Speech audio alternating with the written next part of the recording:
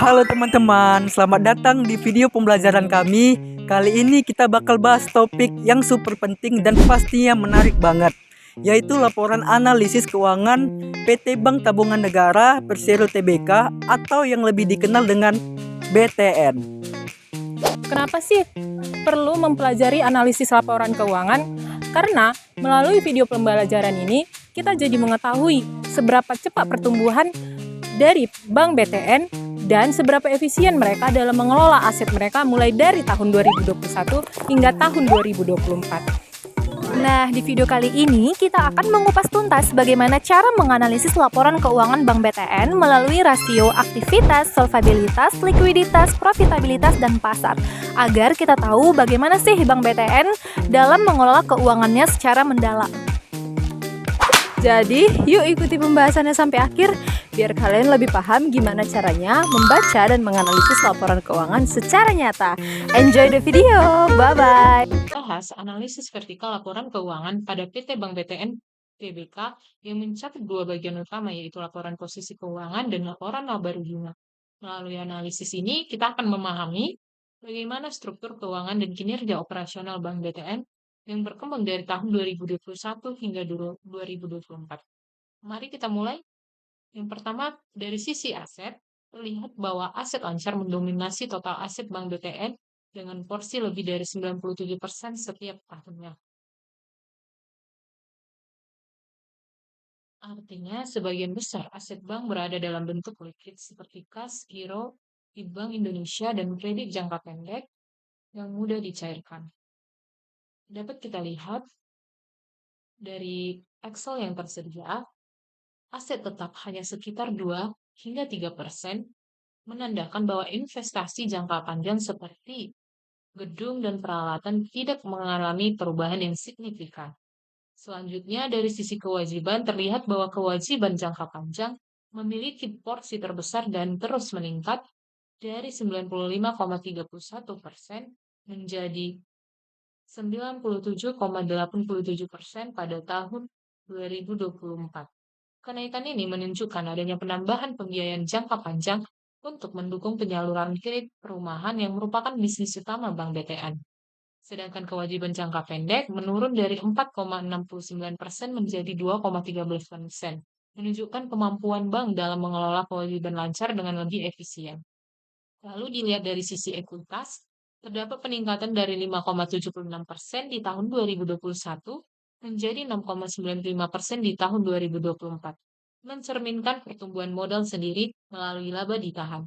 Selain itu, dana syarikat temporer juga stabil di kisaran 6,1 hingga 6,2%, menunjukkan peran dana pihak ketiga berbasis syariah yang konsisten. Lalu, kita dapat melihat juga pada analisis vertikal laporan laba rugi. Dari sisi pendapatan operasional menjadi sumber utama Bank BTN. Namun porsinya menurun dari 94,2% pada 2021 menjadi 86,59% pada tahun 2024, menandakan adanya sedikit penurunan kontribusi dari aktivitas utama bank. Sebaliknya, pendapatan non-operasional meningkat dari 5,71% menjadi 13,41%, yang berarti Bank BTN mulai mendiversifikasikan sumber pendapatannya melalui kegiatan di luar operasional utama seperti investasi. Untuk beban operasional meningkat dari 60,27% menjadi 64,71%, menunjukkan adanya kenaikan biaya bunga, tenaga kerja, dan operasional cabang. Sedangkan beban non-operasional menurun dari 39,73% menjadi 35,29%, meski masih tergolong cukup tinggi dan tetap memengaruhi laba bersih. Dari sisi laba bersih, Bank BTN tetap mampu menjaga kinerja positif dari tahun ke tahun, meskipun laba bersih sedikit menurun secara nominal pada tahun 2024, persentasenya terhadap total pendapatan tetap stabil, yang menandakan bahwa bank mampu mengelola pendapatan dan beban secara efisien. Dapat disimpulkan dari analisis vertikal pada kedua laporan ini, laporan keuangan dan laporan posisi keuangan dan laporan laba rugi, struktur keuangan Bank BTN didominasi oleh aset lancar dan kewajiban jangka panjang. Modal sendiri terus tumbuh menandakan kondisi keuangan yang semakin kuat. Lalu pendapatan operasional masih menjadi sumber utama, namun ada diversifikasi pendapatan non-operasional. Dan meskipun beban operasional meningkat, Bank BTN tetap menjaga efisiensi serta stabilitas laba bersihnya. Secara keseluruhan, hasil analisis ini menunjukkan bahwa Bank BTN memiliki kinerja keuangan yang stabil, sehat, dan dikelola dengan baik dari tahun ke tahun. Terima kasih. Menjelaskan analisis rasio solvabilitas pada PT Bank BTN Tbk. Rasio solvabilitas digunakan untuk mengukur kemampuan perusahaan dalam memenuhi seluruh kewajiban jangka panjangnya serta menilai tingkat risiko keuangan yang ditanggung oleh perusahaan. Nah, dalam analisis ini kita akan membahas 3 rasio utama, yaitu yang pertama debt to total asset ratio, lalu yang kedua debt to equity ratio, dan time interest earned ratio. Nah, di sini saya sudah menampilkan perhitungan dari analisis rasio solvabilitas PT Bank BTN Tbk. Yang pertama kita mencari persentase dari debt to total asset ratio dengan menggunakan rumus total utang dibagi dengan total aset. Nah,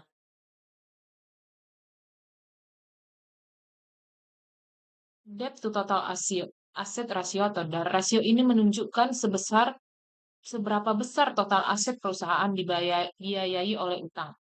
Selama 4 tahun terakhir, rasio debt to total asset ratio Bank BTN sangat stabil, yaitu 87% seluruh aset Bank BTN dibiayai oleh utang. Jika dibandingkan dengan standar industri yang ideal, yaitu antara 35% hingga 50%, angka ini jauh lebih tinggi. Hal ini menempatkan Bank BTN dalam kategori tidak sehat atau berisiko tinggi. Karena tingkat ketergantungan pada kreditur sangat besar. Tingginya porsi utang jangka panjang menjadi penyebab utama mengapa rasio ini tetap tinggi dari tahun ke tahun. Lalu rasio yang kedua adalah debt to equity ratio. Kita dapat mencarinya dengan rumus total utang dibagi dengan ekuitas pemegang saham. Pada Bank BTN, rasio debt to equity ratio mengalami penurunan secara perlahan dari 31% pada tahun 2021 menjadi 1.252% pada tahun 2024. Meskipun trennya menurun, angka ini masih sangat tinggi. Artinya utang Bank BTN lebih dari 12 kali lipat dari modal sendiri. Jika standar idealnya hanya 90% sampai 100%, maka Bank BTN masih tergolong tidak sehat atau berisiko sangat tinggi dengan rata-rata 4 tahun sebesar 1.347%. Meskipun ada perbaikan karena peningkatan ekuitas dari laba ditahan, tingkat solvabilitas yang tinggi menunjukkan bahwa Bank BTN masih sangat bergantung pada dana pihak luar dan rentan terhadap guncangan keuangan. Selanjutnya, kita mencari rasio time interest earned ratio dengan menggunakan rumus laba kotor dibagi dengan total beban bunga bagi hasil dan bonus. Dapat kita lihat dari data yang kita dapat, hasil analisis ini menunjukkan bahwa nilai time interest earned ratio Bank BTN berfluktuasi dan cenderung rendah. Dari 0,234 pada tahun 2021 sempat naik ke 0,355 pada tahun 2022, lalu turun kembali menjadi 0,209 pada 2024. Jika dibandingkan dengan standar industri ideal, yaitu antara 2 hingga 5 kali, nilai ini jauh di bawah standar. Artinya, laba operasional Bank BTN belum cukup untuk menutup beban bunga dan bagi hasil. Kondisi ini menandakan bahwa perusahaan menghadapi resiko keuangan yang tinggi dan ini sejalan dengan hasil dari rasio debt analisis rasio dan debt to equity rasio sebelumnya. Dapat saya simpulkan, dari ketiga rasio ini, struktur pendanaan Bank BTN masih sangat bergantung pada utang, terutama utang jangka panjang. Lalu, meskipun DER menunjukkan tren membaik, solvabilitas perusahaan masih sangat tinggi. dan kemampuan dalam menutup beban bunga melalui laba operasional masih lemah. Secara keseluruhan, rasio solvabilitas Bank BTN menunjukkan bahwa perusahaan berada dalam kondisi berisiko tinggi. Meskipun arah perbaikannya mulai terlihat melalui peningkatan ekuitas dan pengelolaan utang yang lebih hati-hati. Sekian dan terima kasih. Lalu di sini saya akan menjelaskan analisis horizontal pada laporan laba rugi. Laporan laba rugi dilakukan untuk mengevaluasi tren pertumbuhan pendapatan dan beban sehingga dapat dinilai kualitas dan keberlanjutan laba perusahaan dari tahun ke tahun. Berdasarkan data total pendapatan perusahaan menunjukkan pertumbuhan kuat dari tahun 2021 hingga 2023, meningkat 4,58% pada tahun 2022 dan melonjak 18,41% pada tahun 2023. Sayangnya, tren ini berbalik tajam pada tahun 2024 dengan penurunan total pendapatan sebesar minus 5,40%. Kontraksi ini didorong oleh pendapatan operasional yang turun minus 8,18% pada tahun 2023. Meskipun sebelumnya tumbuh 14,16% pada tahun 2023, pendapatan inti yang melemah ini diperparah oleh lonjakan tajam pada beban operasional yang meningkat 33,98% pada tahun 2023 dan berlanjut 19,61% pada tahun 2024. Peningkatan beban operasional yang jauh melampaui pertumbuhan pendapatan operasional telah menjadi faktor penekanan untuk laba. Meskipun pendapatan non-operasional menunjukkan pertumbuhan yang sangat agresif dan konsisten, 71,05% di tahun 2023 dan 17,60% di tahun 2024, kenaikan total beban sebesar 17,49% pada tahun 2024 hingga akhirnya menekan laba bersih. Setelah mengalami pertumbuhan yang solid pada tahun 2022 sebesar 28,14% dan 2023 14,97%, laba bersih perusahaan mengalami penurunan signifikan sebesar minus 14,28% pada tahun 2024. Secara keseluruhan, kinerja laba menunjukkan tekanan margin yang serius pada tahun 2024 yang disebabkan oleh pelemahan pendapatan inti dan lonjakan biaya operasional yang tidak terkendali. Oke teman-teman, sekarang kita masuk ke bagian analisis rasio profitabilitas. Nah, di sini kita akan bahas 3 rasio. Yang pertama, return on asset atau ROA, return on equity atau ROE, dan net profit margin atau NPM selama periode tahun 2021 sampai 2024. Nah, langsung aja kita bahas satu persatu ya. Yang pertama adalah ROA. ROA ini digunakan untuk melihat seberapa besar kemampuan aset perusahaan dalam menghasilkan laba bersih. Rumusnya adalah laba bersih dibagi dengan total aset, kemudian kita kalikan dengan 100%. Nah, dari hasil perhitungan yang kita peroleh, nilai ROA pada tahun 2024 sampai 2021 adalah sebagai berikut. Nah, menghasilkan nilai rata-rata sebesar 0,71%. Kalau kita bandingkan dengan standar Bank Indonesia, yaitu 0,5% sampai 1,25%, berarti nilai ROA ini termasuk kategori yang cukup sehat. Jadi, setiap satu rupiah aset yang dimiliki perusahaan mampu menghasilkan laba sebesar 0,0071 atau 0,71%. Jadi bisa dibilang aset perusahaan ini udah cukup produktif. Oke, yang kedua kita akan membahas ROE. ROE ini menggambarkan seberapa besar laba bersih yang dihasilkan dari modal sendiri. Rumusnya adalah laba bersih dibagi dengan modal sendiri atau ekuitas pemegang saham, terus kita kalikan dengan 100%. Nah, bisa kita lihat nilai ROE sebagai berikut dari tahun 2024 sampai 2021. Nah, rata-ratanya adalah 10,89%. Kalau kita bandingkan dengan standar Bank Indonesia yaitu 5% sampai 12,5%, maka hasil ini termasuk kategori cukup sehat. Jadi, setiap 1 rupiah modal pemegang saham menghasilkan keuntungan sekitar 0,11. Artinya, perusahaan sudah cukup bagus dalam memanfaatkan modal sendiri untuk menghasilkan laba dan bisa memberikan keuntungan yang konsisten bagi pemegang saham. Oke, selanjutnya kita akan bahas Net Profit Margin atau NPM. Rasio ini menunjukkan berapa besar laba bersih yang diperoleh dari setiap Rp1 penjualan. Rumusnya adalah laba bersih dibagi penjualan bersih, lalu kita kalikan 100%.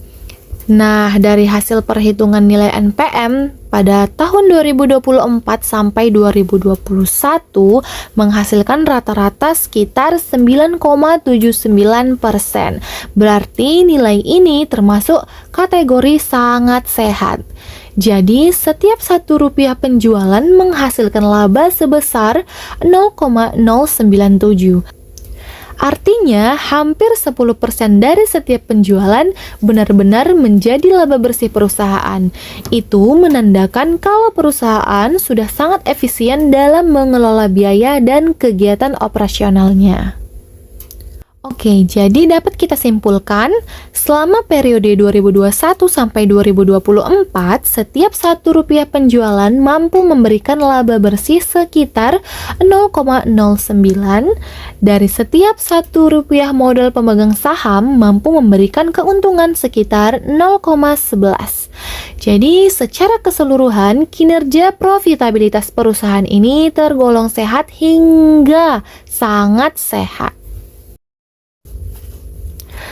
Oke teman-teman, sekarang kita masuk ke analisis rasio pasar yang terdiri dari EPS, earning per share, PER, price earning ratio, DPS, dividend per share, dan DPR, dividend payout ratio. Langsung aja kita bahas satu persatu ya. Oke, yang pertama yang akan kita bahas adalah EPS, memiliki rumus yaitu laba bersih dibagi dengan jumlah saham beredar. Maka kita akan melihat hasilnya dari tahun 2024 sampai 2021 memiliki nilai rata-rata sebesar 226,27. Jadi, setiap Rp1 saham yang dimiliki investor mampu menghasilkan laba sebesar 226,27. Artinya, semakin besar nilai EPS, semakin besar keuntungan yang diterima pemegang saham. Kita bisa lihat bahwa nilai EPS perusahaan tergolong baik karena berada pada kisaran yang wajar dan stabil dari tahun ke tahun. Pergerakan yang fluktuatif menunjukkan adanya perubahan kinerja laba bersih perusahaan, namun secara keseluruhan masih sangat positif. Selanjutnya kita akan membahas PER atau price earning ratio, yaitu harga pasar per lembar saham dibagi dengan EPS, yaitu nilai hasil yang kita jumlahkan tadi. Dan nilai PER rata-rata memiliki hasil 6,07. Jadi setiap Rp1 laba per saham dihargai sekitar 6,07 oleh pasar. Nah, kalau dibandingkan dengan standar industri yaitu 10-15 kali, nilai per perusahaan ini termasuk wajar. Semakin sedikit di bawah standar ideal, tapi ini bisa berarti sahamnya undervalue, artinya harganya masih murah dibandingkan kemampuan labanya. Oke, selanjutnya adalah DPS atau dividen per share. Memiliki rumus dividen yang dibagikan atau dividen yang dibayarkan dibagi jumlah saham beredar. Dan DPS yang kita hasilkan adalah sebagai berikut dengan memiliki nilai rata-rata 42,32. Jadi, setiap Rp1 saham menghasilkan dividen sebesar 42,32. Artinya, Bank BTN konsisten memberikan dividen kepada para pemegang saham dan nilai DPS termasuk meningkat setiap tahunnya. Ini menunjukkan kebijakan pembagian laba yang baik dan stabil. Selanjutnya, kita akan bahas DPR atau Dividend Payout Ratio, di mana memiliki rumus adalah DPS dibagi dengan EPS. Nah, nilai-nilai yang kita dapatkan tadi kita bagikan dan menghasilkan nilai DPR dengan rata-rata 19%. Jadi, setiap Rp1 laba bersih yang diperoleh perusahaan membagikan 0,19 sebagai dividen kepada pemegang saham. Nah, kalau kita bandingkan dengan standar industrinya yaitu 30% sampai 50%, maka nilai DPR Bank BTN masih di bawah standar. Tapi ini bisa diartikan bahwa perusahaan lebih memilih menahan laba untuk memperkuat modal dan ekspansi bisnis ke depannya. Nah, jadi kesimpulannya adalah EPS menunjukkan kinerja baik menandakan perusahaan mampu menghasilkan laba tinggi per saham. PER tergolong wajar dan bisa menjadi sinyal saham undervalue peluang bagi investor. DPS terus meningkat menunjukkan komitmen perusahaan terhadap pemegang saham. Sementara DPR masih rendah tapi strategis karena laba ditahan untuk pengembangan bisnis. Jadi bisa kita simpulkan, setiap Rp1 saham menghasilkan laba sebesar 226,27 dan dari laba itu perusahaan membagikan sekitar 0,19 kepada pemegang sahamnya. Artinya, Bank BTN menunjukkan kinerja pasar yang baik, stabil, dan berpotensi tumbuh lebih besar di masa depan. Perkenalkan, nama saya Heru Santana. Di sini saya akan menjelaskan dari rasio aktivitas. Analisis rasio aktivitas digunakan untuk mengukur efektivitas perusahaan dalam memanfaatkan asetnya, atau dalam kasus perbankan, efektivitas dalam mengelola piutang atau kredit dan aset lainnya. Rasio ini menunjukkan seberapa cepat aset dapat dikonversi menjadi kas atau pendapatan. Yang pertama dari analisis rasio aktivitas yaitu receivable turnover atau bisa disebut dengan RTO. RTO atau perputaran piutang mengukur efektivitas manajemen dalam mengumpulkan piutang. Dalam konteks perbankan, rasio ini mencerminkan kecepatan penempatan kredit dibandingkan saldo piutang yang ada. Tren dan kinerja. Rasio RTO menunjukkan tren yang menurun dari 0,099 kali pada 2021 menjadi 0,086 kali pada 2024. Penurunan ini mengindikasikan bahwa kecepatan perusahaan dalam memutar piutangnya semakin melambat.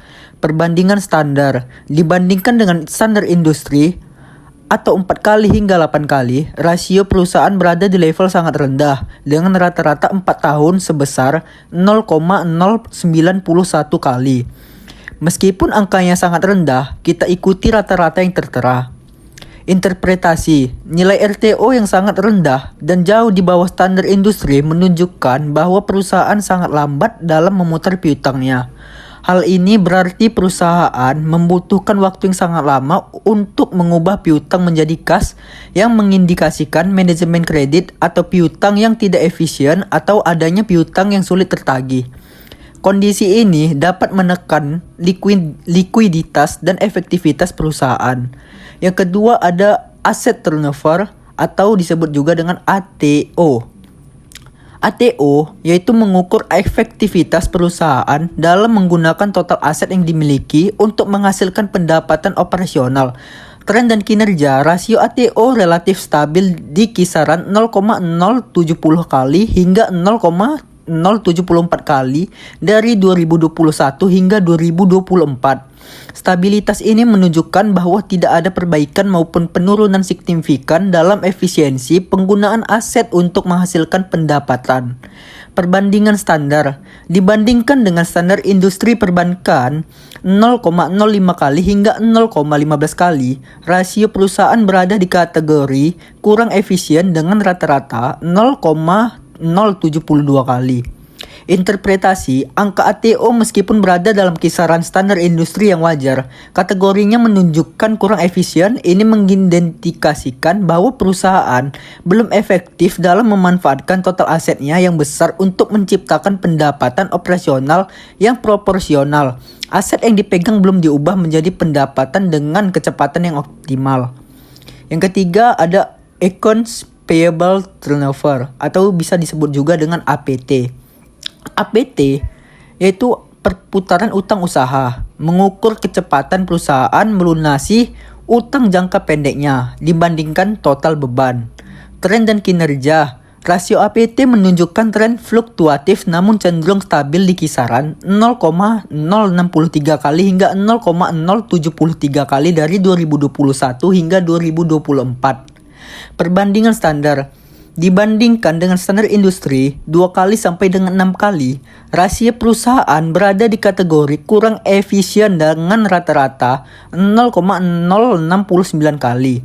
Interpretasi sama seperti rasio lainnya. APT yang sangat rendah dari standar menunjukkan manajemen utang usaha yang lambat. Meskipun dalam konteks perbankan, rasio ini kurang krusial dibandingkan rasio likuiditas dan solvabilitas. Nilai yang sangat rendah ini menegaskan bahwa total beban perusahaan dibandingkan kewajiban jangka pendek menunjukkan perputaran yang sangat lambat. Sekian penjelasan dari saya mengenai analisis laporan keuangan rasio aktivitas tersebut. Terima kasih. Nah, itu dia penjelasan analisis laporan keuangan pada Bank BTN dari tahun 2021 hingga tahun 2020.